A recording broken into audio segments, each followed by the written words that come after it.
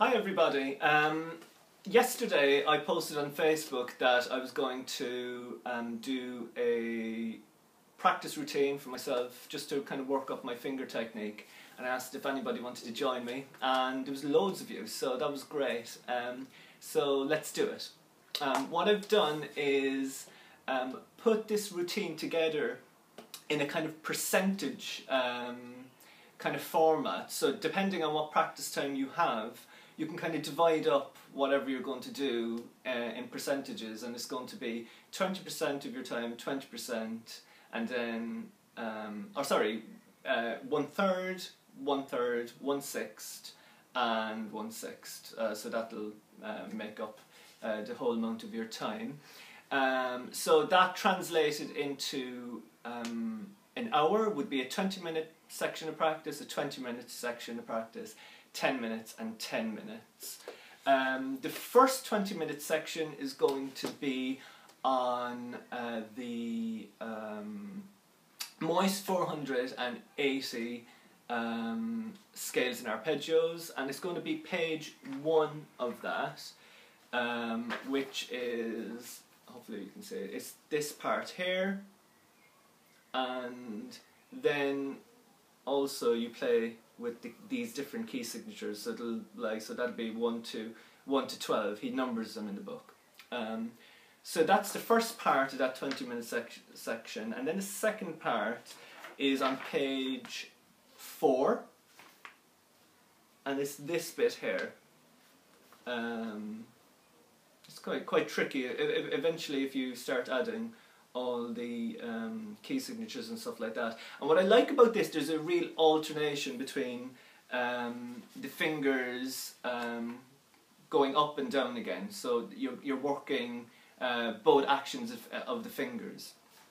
So that's the first section, and then in contrast to that, the second section of the practice, which would be another 20-minute segment, would be on the major and minor scales in Moy's daily exercises. The booklet looks like this, and the scales are like that here and here.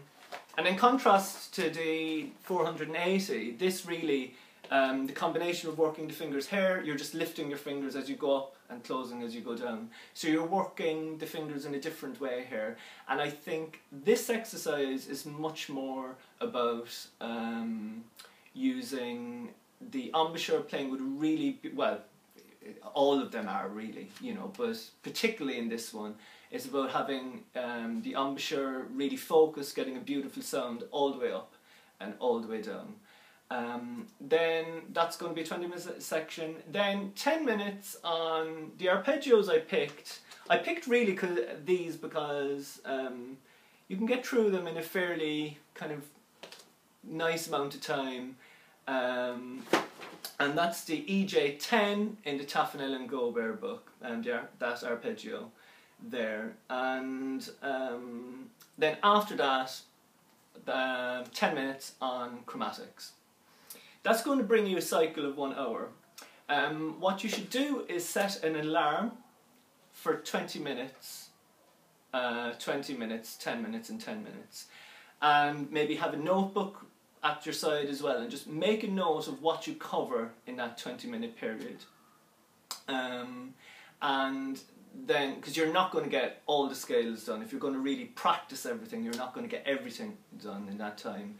And what's important about this kind of routine, I think, is whatever you're practicing to make it better.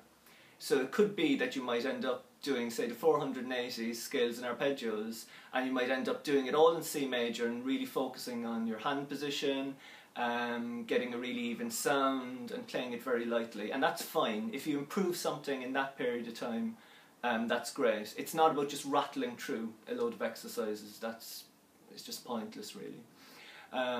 So that's going to be a 20-minute cycle, and then you make a note of what scales and stuff you've covered in that period of time, and then the next day you continue on from that. But what's quite cool about this, I think, is that for those people who have more time, or people who are a little bit more advanced, you can continue the cycle again. So let's say you might want to do you might do it. You might want to do, say, 2 hours practice. So you could go through all the cycle in the morning. It would be as well after warming up, you know, and stuff like that. So I'm not including any of that kind of stuff or your sonority. I leave that up to you just for the time being. So you might go through all the cycle. It'll take an hour in the morning, and then later in that day, I think it's quite good to leave a space of time. You might go back to it and continue where you left off, and maybe later again you might go back. So you might get 3 hours of practice of all this kind of stuff, alternating between different movement combinations of fingers and everything else. In the last video I tried to kind of play a bit, and it just ended up being really, really quite long. So I'm just going to give you some tiny pointers on how we can approach this stuff. I think you, first of all, really need to pay attention to yourself when you're doing all this, you know, because a lot of the time when we're working on finger patterns, people just switch off, and you just end up repeating the same pattern, the combination of how you're using yourself in the exact same way over and over again, and nothing really gets learned.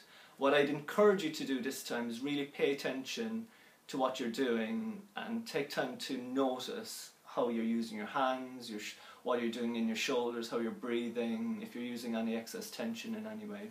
So say the Moise pattern on page 1, say you approach it, you play it once,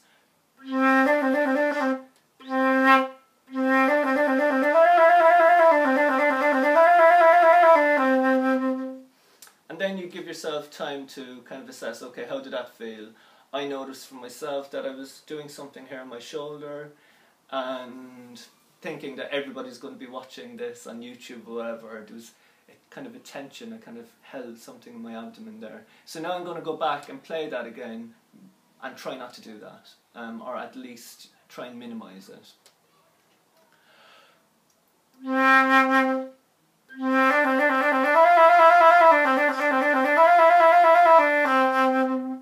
So that's how you continue through all of this.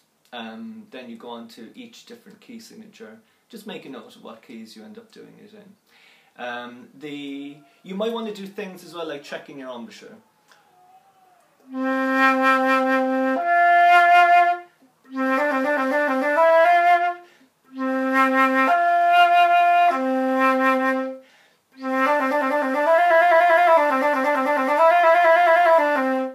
So, you know, be creative with it, make it your own, just don't rattle through what's on the page.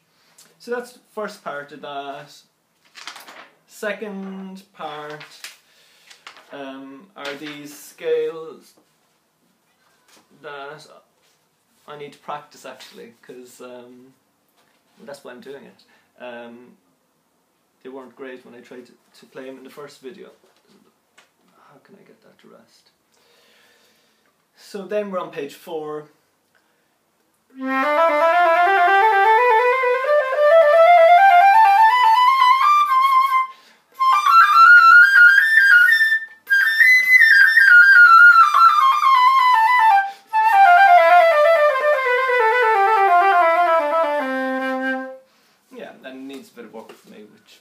Is what I'm going to do.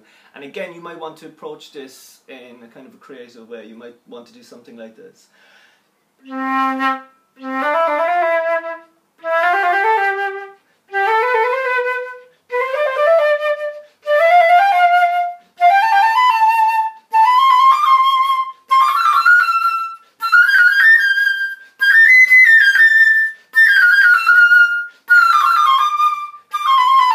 Etc, etc. I love these kind of ones actually. It's a similar kind of idea as in the Altez method, which I was going to use, but then I thought I'd be using too many books. And eventually I think you'll find that the speed of this one will start increasing. Again, don't push it straight away. Go at a speed that it feels very comfortable so that you can notice what you're doing. And you'll find as you go back to it, the speed will start coming eventually. So there you go, that's with that. Then we're on to the Moise scales over the range. depending on which scale, you'll approach it in different ways. The easier ones you might want to just play through and see can you get a really even sound. This isn't really so much for the fingers actually. I think it's more about embouchure, controlling the sound and all that kind of stuff. So maybe F majors you might want to start with, and eventually we were looking for something like this.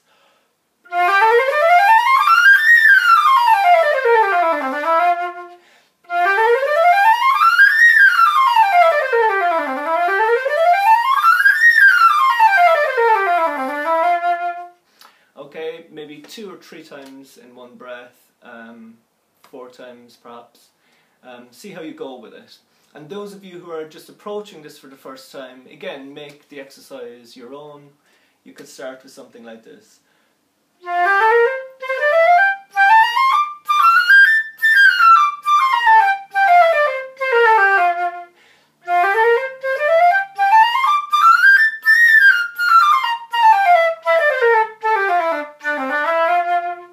Etc, etc. Then maybe something like this.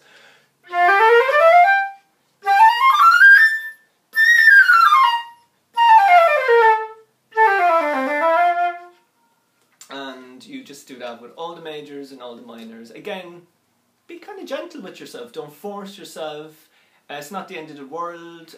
If you stick with F major for that period of time and make it better, I think that's more achieved than trying to squeeze everything in, not really improving anything and actually practicing in bad mistakes. And then I think the next 2 parts of this are very straightforward. EJ10, approaching it in the same way, being creative with it, and then the chromatics, maybe just over 2 octaves, 1 octave. You might do it in 4s. I like starting chromatics on a D because it starts you with a good hand position, so maybe something like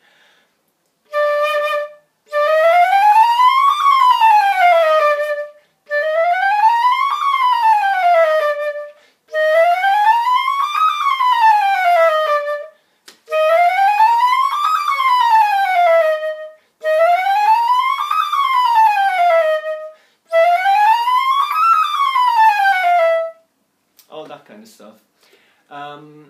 So then you might go all the way through that for an hour, taking rests. You make a note of what you've covered, what keys and everything, and then if you feel inclined, you can go through the cycle again later that day. I'd recommend at least, you know, a 15-minute break after that. And even when your alarm goes, say after 20 minutes, take a 1 or a 2-minute break.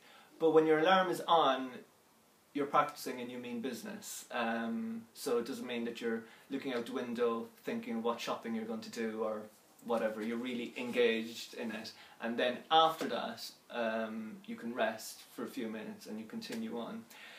So I'm going to put all the this kind of routine, I'm going to put it on my website. I'll post it on the Facebook as well. I created a pie chart, which is I think quite useful in how we can kind of think about all this.